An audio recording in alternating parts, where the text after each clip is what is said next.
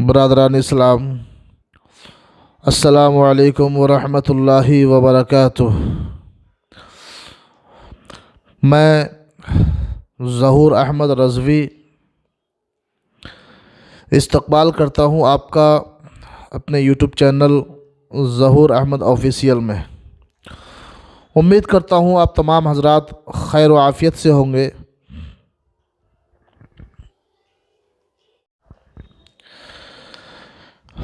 मैं आप हजरात को आज एक छोटा सा पैगाम देना चाहता हूँ तमाम हमारे नाज़रीन को, जितने भी हमारे इस प्रोग्राम को यूट्यूब चैनल के ज़रिए देखते हैं, सुनते हैं मुझको।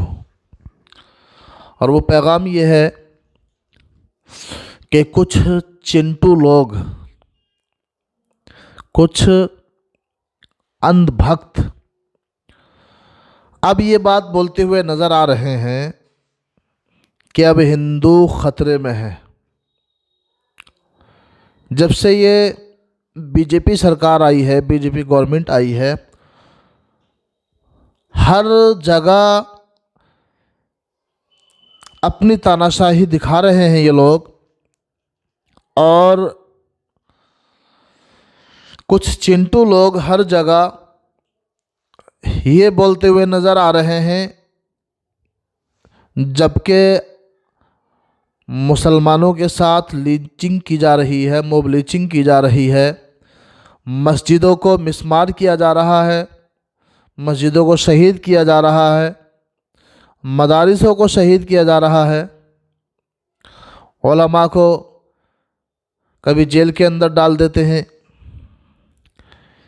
उसके बावजूद भी 2014 से अब तक कि हिंदू ख़तरे में है, हिंदू ख़तरे में है। मैं एक आप हजरात को वीडियो दिखाता हूँ।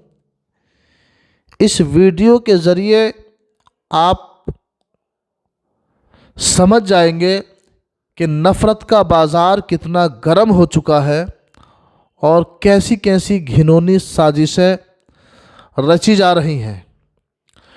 लेकिन मैं आप हजरात को एक बात बताता चलूँ, ये इस तरह की जितनी भी चाहे साजिशें रच लें, जितनी चाहे कोशिशें कर लें, इस्लाम के ख़िलाफ़ भौंकने वाले भौंकते गए और भौंक रहे हैं। डासना का वो शैतान नरसिंहानंद, उसने भी भौंका अपने आप को फेमस करने के लिए, और भी बहुत से भौंक रहे हैं। इस्लाम ना कल इस्लाम का कुछ बिगड़ा था, ना आज बिगड़ा है, और ना क़यामत तक इंशाअल्लाह इस्लाम का कुछ बिगड़ सकता है। अल्लाह तबारक व तआला ने इस्लाम को वो लचक दी है, वो ताकत दी है कि जितना इसको तराशोगे, ये एक तने की तरह है। तना जब लगाया जाता है, ज़मीन पर लगाया जाता है, तो उसको मज़ीद तरक्की के लिए, ताकि ये जल्दी बड़ा हो जाए, इसकी टहनियाँ फूलें फलें, तो उसको तराशा जाता है। तो किस तरह से वो तना एक दरख्त बन जाता है, एक पेड़ बन जाता है, और उसके बाद में कितना बड़ा वो शजर बनकर नज़र आता है। वैसे इस्लाम उससे भी कहीं ज़्यादा, एक मैंने मिसाल दी है, लेकिन इस्लाम उससे भी कहीं ज़्यादा ताकतवर है कि इस्लाम के चाहने वालों को काफ़ी वक्त से मिटाने की कोशिशें की जा रही हैं और की जाती रही हैं और होती रहेंगी। लेकिन इस्लाम ना कल मिटा था, ना आज मिटा है, और ना कभी इंशाअल्लाह मिट सकता है। ये इस चिंटू को मैं पैगाम दे रहा हूँ, जो ये कई वीडियो मैंने देखी, किसी में कहा जा रहा है कि हिंदू भाइयों बाल कटवाने हैं तो हिंदू नाई से कटवाओ, पिंचर जुड़वाना है तो हिंदू से जुड़वाओ, ये करवाओ तो हिंदू, हिंदू मुस्लिम, हर जगह हिंदू मुस्लिम, हर जगह जहाँ भी देखो कि ये करवाना है तो हिंदू से करवाओ, वो करवाना है तो हिंदू से करवाओ। इस तरह की बातें, इस तरह की भारती की, सब अपने अपने घरों में हथियार रखेंगे। हमारी सनातन पद्धति में जो हथियार होते हैं, हमारे पूजा योग्य जो हथियार होते हैं, तलवार, भाला, और कौन कलेक्टर ऐसा है जो उसकी परमिशन नहीं देता? अगर नहीं दे तो हमको बताइए, हम परमिशन दिलाएंगे। घर में 5 लोग हैं तो 5 तलवार होनी चाहिए। किसी एक हिंदू पर अगर आक्रमण होता है तो 100 हिंदू घर से निकल के आना चाहिए। आज मुझे बड़ा दुख भी होता है इस बात का कि हम यवतमाल में इतने हिंदू होते हुए भी आज दुकानें खोल कर बैठे हैं। जब पहली बारी आएगी तो तुम ही दुकानों को छोड़कर भागोगे, ये सुन लो। अब समय आ गया है, या तो जाग जाओ। अरे अब भी नहीं जागे तो कभी नहीं जागोगे। आज समय है, पत्थर का जवाब पत्थर से दीजिए, नहीं तो भारत की अस्मिता मिट जाएगी।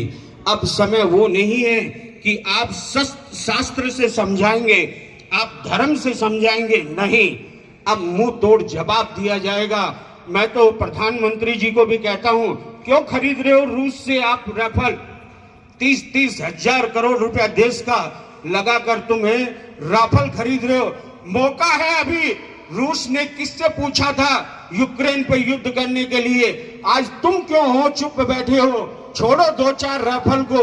अगर उसका जवाब ये भी हो जाएगा, जो हमने 30-30 हजार करोड़ रुपए लगाकर जो हथियार खरीदे हैं, एक बार चलाकर देखो, कहीं आगे बड़ा युद्ध आ गया तो फुस भी हो सकते हैं। तो एक बार ट्रायल लेकर देखो। 8 घंटे में बांग्लादेश का नामो निशान मिट जाएगा। अगर तुम्हारे में ताकत नहीं है तो 8 घंटे के लिए भारत की सेना को मुझे दो, मैं 8 घंटे में बांग्लादेश को खत्म करके छोड़ूंगा।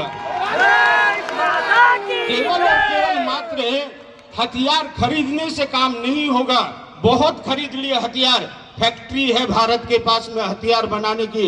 यहाँ का एक एक मानव हथियार है। एक बार आप ललकार कर तो देखिए, बांग्लादेश में अगर हमारा एक एक आदमी थूकने भी लगा तो बाढ़ आ जाएगी। भारत के पास में इतनी सेना है। अरे 1,70,000 की सेना लेकर वो जो देश है वो भारत को चुनौती दे रहा है। जरा एक बार उस पूरे विश्व को दिखाने का समय आ गया है।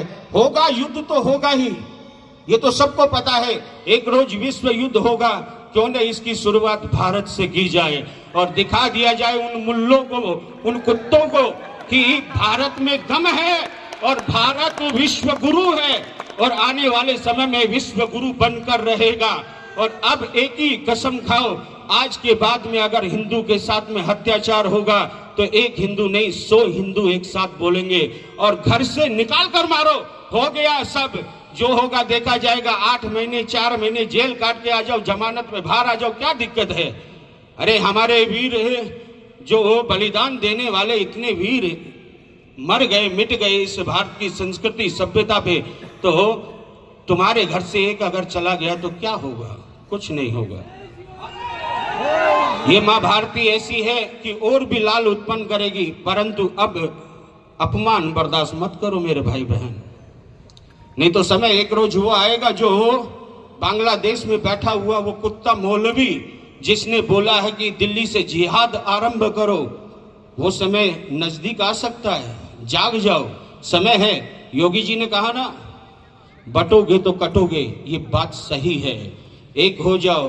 पहले हिंदू एक था तो कोई आंख उठाकर देखने वाला नहीं था। आज हिंदू बट गया है, धर्म में बट गया है, जाति में बट गया है। छोड़ो जाति पाति की करो विदाई, अब सब हिंदू भाई भाई। और आज से कसम खाओ कि कोई भी जाति विशेष सूचक नहीं है, सब हम मानव हैं और मानव नफरत ये लोग फैला रहे हैं। निश्चित ये वीडियो में साफ कहता हुआ नजर आ रहा है, लेकिन इसके ऊपर कोई पाबंदी नहीं लगा सकते क्योंकि इसको मालूम है कि हुकूमत हमारी है, हम जैसा चाहेंगे वैसा करेंगे। ये बोल रहा है कि हिंदुओं अपने घरों के अंदर तलवारें रखो, तीर रखो, नेज़े रखो और हथियार रखो। हथियार सप्लाई करने की जो है हथियार रखने की सलाह दे रहा है। पंडित का लिबादा ओढ़े हुए है ये जाहिल। ये कह रहा कि अपने घर के अंदर तलवारें रखो, हथियार रखो।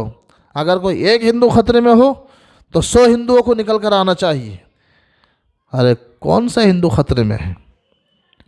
जो तुम खतरे की बात करते हो ना, कितने सौ साल यहाँ पर मुसलमानों ने हिंदुस्तान के अंदर हुकूमत की है। तुम्हारे बाप दादाओं को भी ये मालूम नहीं है कि किस तरह से हुकूमत की है हिंदुस्तान के अंदर मुसलमानों ने।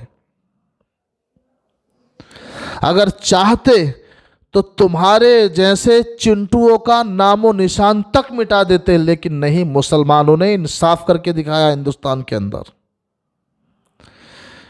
ये जो हिंदुस्तान को सोने की चिड़िया कहा जाता था, हज़रत औरंगज़ेब बादशाह रहमतुल्लाह अलैह के दौर में कहा जाता था हिंदुस्तान सोने की चिड़िया है। 50-55 साल हिंदुस्तान में हुकूमत की है। सिर्फ एक बादशाह ऐसा जिसने अकेले ने 50-55 साल पूरे हिंदुस्तान पर हुकूमत की। और हिंदुस्तान सिर्फ ये मौजूदा हिंदुस्तान नहीं था, उसमें ढाका भी था, बांग्लादेश भी था, पाकिस्तान भी था। ये पूरा मिलाकर के हिंदुस्तान था। उस पर औरंगज़ेब बादशाह रहमतुल्लाह अलैह ने हुकूमत की है। और ऐसी हुकूमत की है कि तारीख उठाकर देखो, कोई हिंदू ये नहीं कह सकता उस वक्त का कि हज़रत औरंगज़ेब बादशाह रहमतुल्लाह अलैह ने किसी के साथ में जुल्म किया है या ज़्यादती की है। बल्कि उनके दरबार में अगर कोई हिंदू बेटी भी इंसाफ मांगने के लिए चली गई तो हज़रत औरंगज़ेब बादशाह रहमतुल्लाह अलैह ने उसको इंसाफ दिया है। और अगर अपने कोतवाल की गलती देखी तो उसको हाथियों के ज़रिए चिरवा दिया गया है। बारहा सुना होगा। चिंटुओं कुछ तारीख पढ़कर देख लो, मालूम हो जाएगा कि हिंदुस्तान में मुसलमानों ने हुकूमत कैसी की है। तुम नफ़रत फैलाते रहो, लेकिन ये अल्लाह का फरमान है कि एक दिन इंशाअल्लाह एक दिन ऐसा आएगा कि पूरी दुनिया के अंदर मज़हब इस्लाम फैल कर रहेगा। अस्सलामु अलैकुम व रहमतुल्लाहि व बरकातुहू।